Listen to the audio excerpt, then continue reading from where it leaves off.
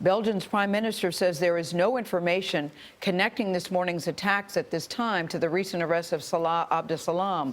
He's the one surviving suspect from last year's Paris attacks. Now, he and other suspects came from a section of Brussels that's called Molenbeek. Vladimir Duthiers of our digital network CBSN is here.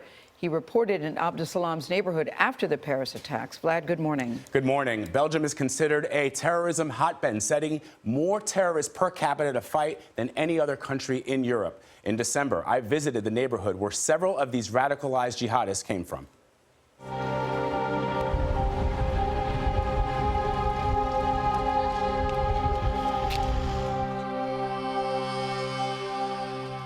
So this is number 30. This is the home of Abdeslam, one of the men whose car was found near the Bataclan.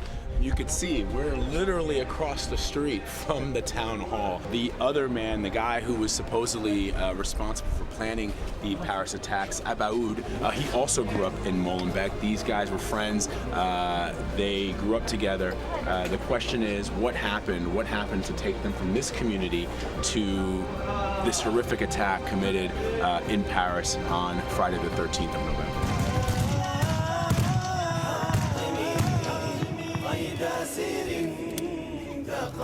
In Molenbeek, the town that you are the mayor of, there are some suspected 85 jihadists. It's a big number, but here in Molenbeek you had a lot of people who are Muslim, a lot of people who are coming from Morocco.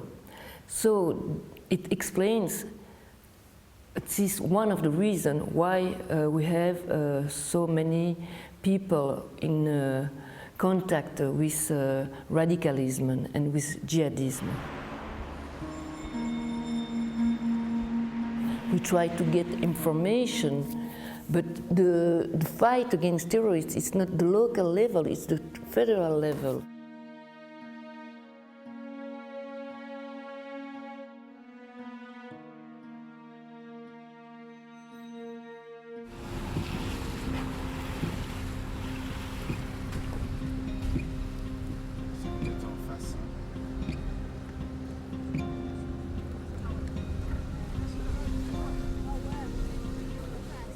Most of those young people never read the Quran. They never knew, they know quite nothing about religion, but they were, let's say, infected by the propaganda of the Islamic State.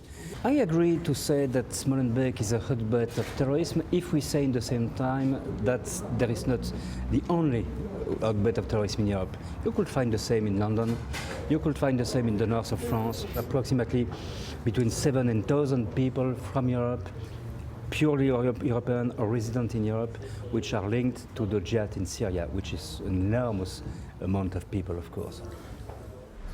Even after capturing Salah Abdeslam this week, and with over 100 raids in the wake of the Paris attacks, it is clear there could even be more terror cells than Belgium's prime minister anticipated. Wow, it's very eerie to see that video, Vlad, very eerie, today. And you were at Abdeslam's apartment. Stunning that just a couple of days ago he was arrested not far from the city, the neighborhood that he spent almost his entire life in. The family residence is across the street from the plaza. You saw me talking to the mayor of Molenbeek. We were less than 200 yards away from the doorstep of his house, So he's hiding in plain sight, Vlad. That's what we've been saying all morning, which means people must have seen him. You know, that's the speculation out there. How can this young man, who was considered the most wanted man in Europe, be right back where he spent his entire life? What do you think the answer to that question is? It's a tough one. It's a tough one because, you know, a lot of the people in Molenbeek, most people in Molenbeek are not jihadists. They are law-abiding people, but clearly there is a problem there, and they're not able to wrap it up, primarily because even the chief of police told us they don't even have a lot of Arabic speakers on the police force. There are multiple police forces, some that speak Flemish, some that speak French, some that speak German, and it's very difficult for those police agencies to coordinate. What is that neighborhood like?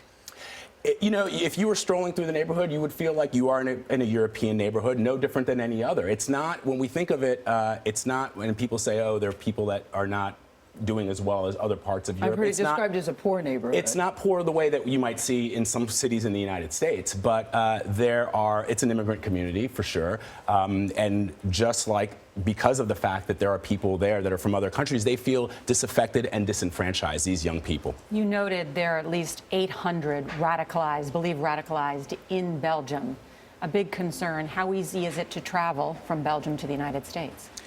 If you have a visa, if you don't even need a visa. If you have a passport, it's very easy for you to get on a plane. It's even easier. The bigger problem for Europe right now is that it's easy because of Schengen rules to travel between European countries. Right. We went, in the days after the Paris attack, we traveled from Paris to Brussels on the trains.